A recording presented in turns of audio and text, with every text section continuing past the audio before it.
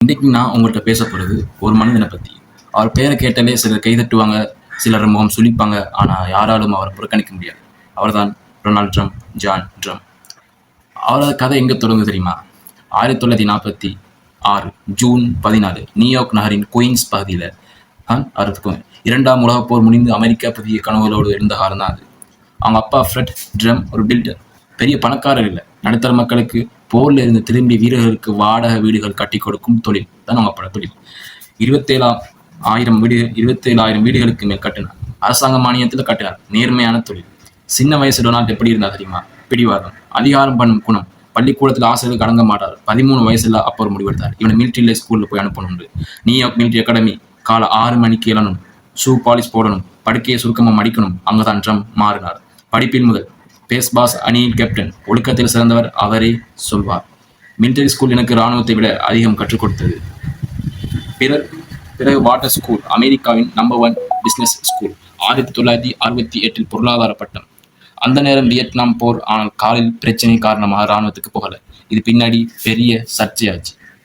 1971 25 வயசு. அப்பாவின் கம்பெனிக்கு வந்தார். முதல் வேலை என்ன தெரியுமா? பெயரை மாற்றினார்.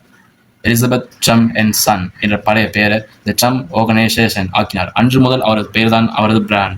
அப்பா குயின்ஸ் ஃப்ரூக்லின் வீடு கட்டினார். மகன் சொன்னார், நான் மன்ஹாட்டனுக்கு போறேன். அப்பா எச்சரித்தார், மன்ஹாட்டன் ஆபத்து மகனே. ட்ரம் கேட்கல. 1928 முதல் அதிரடி. கொமாண்டோ ஹோட்டல் பாலடைந்து கிடந்தது. நியூயார்க் நகரத்திடம் போனார். நான் இதை புதுப்பிக்கிறேன். 1400 பேருக்கு வேலை, ஆனால் எனக்கு 40 வருஷம் வரி வேண்டாம். அப்போ நியூயார்க் திவால் நிலையில் இருந்தது.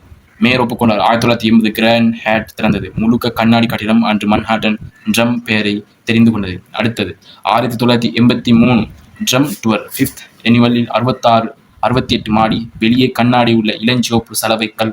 6 மாடி உயர நீர்வீழ்ச்சி. அதிலேயே அவரது வீடு. அன்று முதல் ட்ரம் என்றால் சொகுசு, தங்கம், வெற்றி என்று ஆனது. 1987 the art of the deal புத்தகம் எழுதினார்.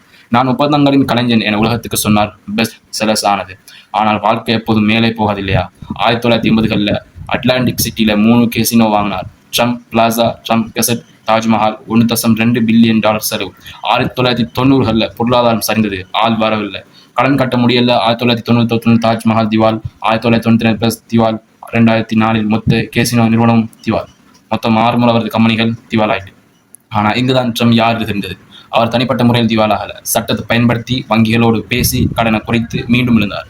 அவரே சொல்வார், நான் சட்டத்தை புத்திசாலித்தனமாக பயன்படுத்தினேன், அது தப்பில்லை. 2000க்கு பிறகு அவர் தொழில் மாறியது. கட்டிடம் கட்டுவதை நிறுத்தினார். ட்ரம்ப் பெயரை விற்க ஆரம்பித்தார். துபாயில் Trump tour, Istanbul Trump tour, மும்பையில் ட்ரம்ப் டவர். அவர் கட்டவில்லை, பெயர் மட்டும் கொடுத்தார். கோடிகளில் பணம் வந்தது. ஆனால் அவரை அமெரிக்காவின் ஒவ்வொரு வீட்டுக்குள்ளும் கொண்டு போனது எது தெரியுமா? 2004 வந்த த அப்ரெண்டிஸ். NBC TV. 16 பேர் ஒரு வேலை, ஒரே முதலாளி. ஒவ்வொரு வாரம் ஒருவரை பார்த்து சொல்வார், you are fair. 14 season. 200 million பேர் பார்த்தார்கள். அன்றுதான் அமெரிக்க மக்களுக்கு ட்ரம் யார் என்று புரிந்தது. இவர் வெற்றியாளர், கண்டிப்பானவர், முடிவெடுப்பவர். அரசியலுக்கான விதை அன்றே விழுந்தது. 2015 ஜூன் 16 ட்ரம்ப் டவர். தங்க நிற எஸ்கலேட்டரில் மனைவி மேலனியாவுடன் இறங்கி வந்தார். மைக்கை பிடித்தார். நான் அமெரிக்க ஜனாதிபதி தேர்தலில் போட்டியிடுகிறேன் என்றார். பத்திரிகைகள் சிரித்தன. நகைச்சுவை என்று தலைப்பு போட்டன. அரசியல் வல்லுநர்கள் சொன்னார்கள், 3 மாதத்தில் காணாமல் போய்விடுவார். ஆனால் ட்ரம்ப் 3 ஆயுதம் இருந்தது. முதலாவது முழக்கம், மேக் அமெரிக்கா கிரேட் அகைன். சிவப்பு தொப்பி. 2வது ட்விட்டர். தினமும் காலை 6 மணிக்கு ட்வீட். உலகங்களை தாண்டி நேரடியாக மக்களும் பேசினார். 3வது எதிர்களுக்கு பெயர் வைக்கும் கலை, லோ எனர்ஜி ஜெப், லிங்கெட், குரோக்ட் ஹில்லி. குடியரசுக் காட்சியில் 16 பேர், எல்லாரும் பெரிய அரசியல் குடும்பம். ட்ரம்ப் ஒவ்வொருவராக வீழ்த்தினார். இறுதி போட்டி ஹிலாரின் கிளின்டனுடன். 2016 நவம்பர் 8 எல்லா கருத்து கணிப்பும் சொன்னது, ஹிலாரின் ஜெயிப்பார். நள்ளிரவு 2:30 மணி. விஸ்கான்சின், மிச்சிகன், பென்சில்வேனியா 3 மாநிலங்களையும் ட்ரம்ப் தூக்கினார். 304 தொடக்கம் 227 உலகமே அறிந்தது. ஒரு தொழிலதிபர், ஒரு டிவி நட்சத்திரம், அமெரிக்க ஜனாதிபதி ஆனார். 2017 ஜனவரி 20 பதவியேற்பு உரை. அமெரிக்க படுகொலை இன்றுடன் முடிகிறது. இனி அமெரிக்கா ஃபர்ஸ்ட். அடுத்த 4 வருஷம் என்ன செய்தார்? கம்பெனி வரி 35% 21% வரை ஆக்கினார். உச்ச நீதிமன்றத்துக்கு 3 நீதிபதிகள். இது அடுத்த 50 வருஷத்துக்கு அமெரிக்காவை மாற்றும். 3வது மெக்சிகோ எல்லை 450 மைல் சுவர் கட்டினார்.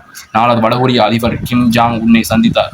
பதவியில் இருக்கும்போது வடகொரியா போன முதல் அமெரிக்க ஜனாதிபதி. 5வது இஸ்ரேல் தூதரகத்தை ஜெருசலமுக்கு மாற்றினார். 6வது ஆப்ரஹாம் அக்கோர்ட்ஸ் மூலமாக இஸ்ரேலுக்கும் அரபு நாடுகளுக்கும் சமாதானம். 7வது ஆபரேஷன் வார்ப் ஸ்பீட் மூலம் 9 மாதத்தில் கோவிட் தடுப்பூசி. ஆனால் சர்ச்சைகளும் இருந்தன. 2 முறை இம்பீச்மென்ட், 2லும் தப்பினார். 2020 கோவிட் பொருளாதார சரிவு. ஜோ பைடனிடம் தோற்றார். ஆனால் தோல்வியை ஒப்புக்கொள்ளவில்லை. தேர்தல் திருத்தப்பட்டது என்றார். 2021 ஜனவரி 6 அவர்கள் கேபிட்டல் மீது தாக்குதல், உலகமே அதிர்ந்தது. பதவி போனது, ட்விட்டர், ஃபேஸ்புக் கணக்கு முடக்கப்பட்டது. 4 கிரிமினல் வழக்கு 2024 ஹஷ்வானி வழக்கில் குற்றவாளி என தீர்ப்பு. முன்னாள் ஜனாதிபதி ஒருவர் கிரிமினல் குற்றவாளியானது அதுவே முதல் முறை.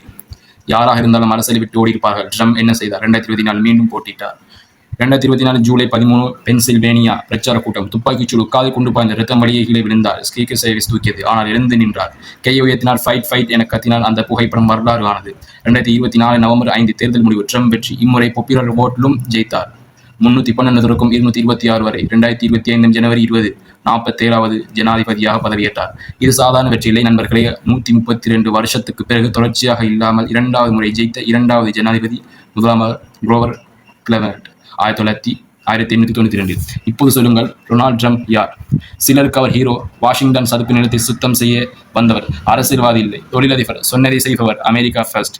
சிலருக்கு அவர் வில்லன், ஜனநாயகத்துக்கு ஆபத்து, போய் பேசுபவர், மக்களை பிளவுபடுத்துவார். ஆனால் ஒரு விஷயத்தை யாரால் மறுக்க முடியாது, டொனால்ட் ட்ரம்ப் அமெரிக்க அரசியலை நிரந்தரமாக மாற்றிவிட்டார். ட்விட்டர் அரசியல் ஃபேக் நியூஸ் என்ற வார்த்தை உலகங்களும் நேரடியாக மோதல் எல்லாம் அவரால் வந்தது. 78 வயதில் 2வது முறை ஜனாதிபதி. வழக்குகள், தோல்வி, துப்பாக்கிச்சூடு எல்லாவற்றையும் தாண்டி வந்திருக்கிறார். அதாவது வாழ்க்கை நமக்கு 3 பாடங்களை சொல்கிறது. 1, உங்கள் பெயரை ஒரு பிராண்டாக கட்டமையுங்கள். 2, வீழ்ச்சியிலிருந்து எழுந்து வாருங்கள். திவாலானாலும் பரவாயில்லை, திரும்ப வாருங்கள். 3, உங்கள் மக்களும் நேரடியாக பேசுங்கள். ஊடகங்களை நம்பாதீர்கள். அவரை பிடிக்கலாம், பிடிக்காமல் போகலாம். ஆனால் 21ஆம் நூற்றாண்டு வரலாறு எழுதப்படும் போது டொனால்ட் ஜான் ட்ரம்ப் பெயர் தங்கெழுத்துக்களால் இருக்கும். அதுதான் உண்மை. நன்றி.